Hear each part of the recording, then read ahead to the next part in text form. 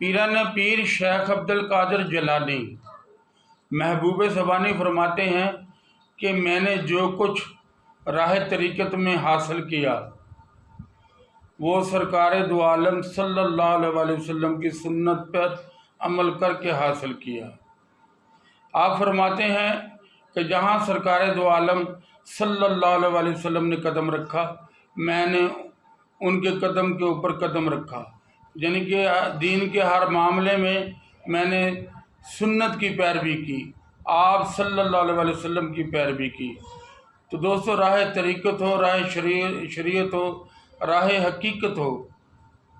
کوئی بھی راستہ ہو، اس وقت تک کامیابی مل ہی نہیں سکتی کہ جب تک آپ سرکار دو عالم صلی اللہ علیہ وسلم کی مکمل اطاعت نہیں کریں گے۔ آپ کے بتائے ہوئے راستے پہ چلنا ہی راہ طریقت، راہ حقیقت میں کامیابی کی ضمانت ہے۔